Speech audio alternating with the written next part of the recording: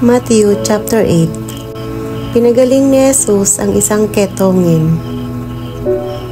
Verse 1. Pagbaba ni Jesus sa bundok, sumunod sa kanya ang napakaraming tao. Verse 2. Lumapit sa kanya ang isang taong may ketong. Lumuhod sa harapan niya at nagsabing, "Sir, kung gugustuhin niyo po, pwede niyo akong pagalingin." Verse 3. Hinawakan siya ni Jesus at sinabi, "Oo, gusto ko, gumaling ka." Agad-agad ngang gumaling ang ketongin. Verse 4. Tapos, sabi ni Jesus sa kanya, "Makinig ka. Huwag mong sasabihin ito kahit kanino, pero pumunta ka sa priest at magpatingin. Tapos mag-offer ka ng sacrifice gaya ng utos ni Moses para patunayan sa mga tao na gumaling ka na nga." Ang pagpapagaling sa tauhan ng Roman officer. Verse 5.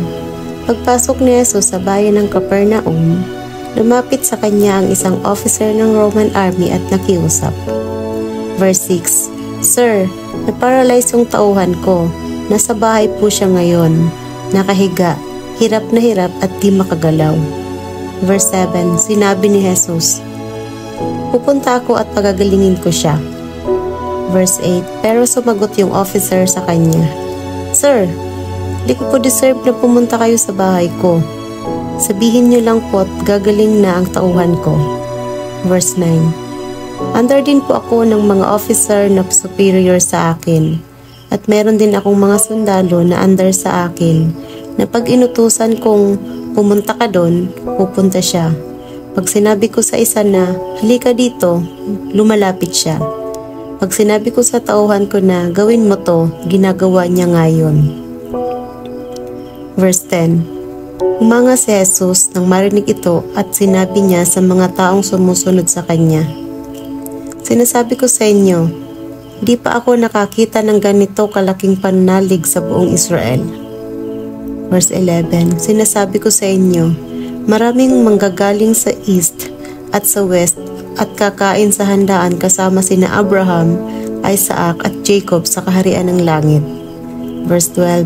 Pero itatapon doon sa kadiliman ang mga taong dapat sana ay kasama sa kaharian. Hahagulhol sila doon at manginginig sa sobrang hirap. Verse 13. At sinabi ni Jesus sa officer, "Umuwi ka na. Mangyayari ang nire-request mo ayon sa pananalig mo." Nung oras ding iyon, gumaling ang tauhan ng officer. Pinagaling ni Jesus ang maraming tao. Verse 14. Pumunta si Jesus sa bahay ni Peter at nakita niya doon ang biyenan nito na nasa higaan at nilalagnat. Verse 15. Hinawakan ni Jesus ang kamay ng babae at nawala ang lagnat nito. Bumangon ang babae at naghanda ng pagkain para kay Jesus. Verse 16.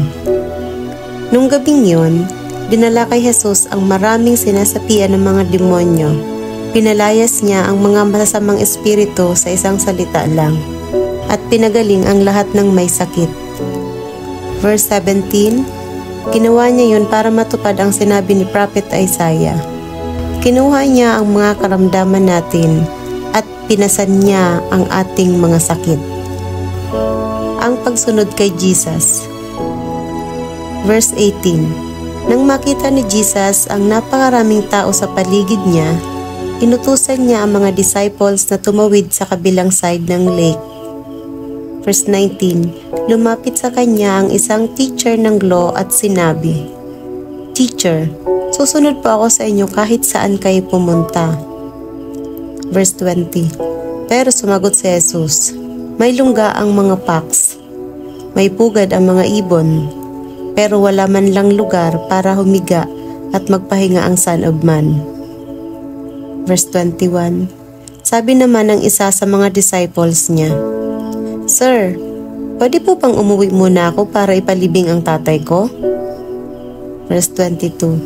Sumagot si Jesus, "Sumunod ka sa akin at hayaan mong ang mga patay ang maglibing sa kanilang mga patay."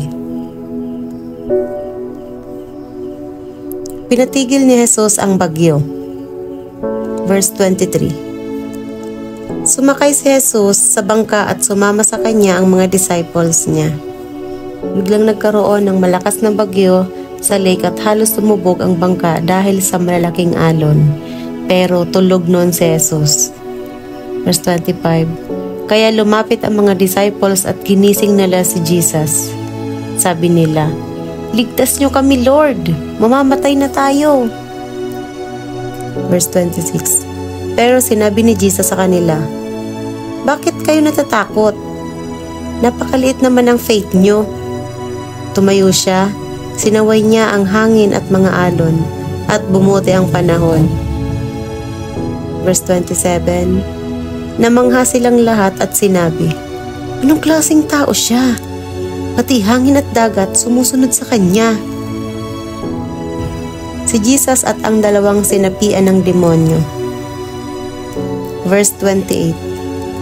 Nang dumating si Jesus sa kabilang side ng lake, sa bayan ng Gadara, sinalubong siya ng dalawang lalaking nanggaling sa sementeryo. Sinasapian sila ng mga demonyo at mababangis ang mga to. Kaya walang dumadaan sa lugar na yon.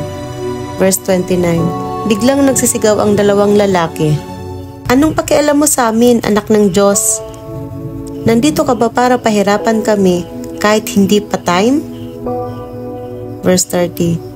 May malaking grupo ang mga baboy na kumakain sa di kalayuan. Verse 31.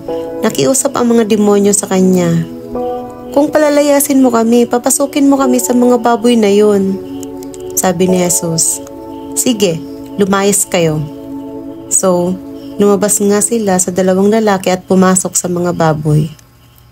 Tumakbo papunta sa bangin ang lahat ng mga baboy, nahulog sa lake at nalunod. Verse 33. Nagtakbuhan papuntang bayan ang mga nag-aalaga sa mga baboy.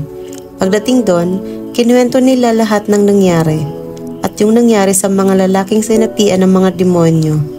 Verse 34. Kaya lumabas ang lahat ng tao sa bayan para salubungin si Jesus. Pagkakita sa kanya, nakiusap sila na umalis na siya sa bayan nila.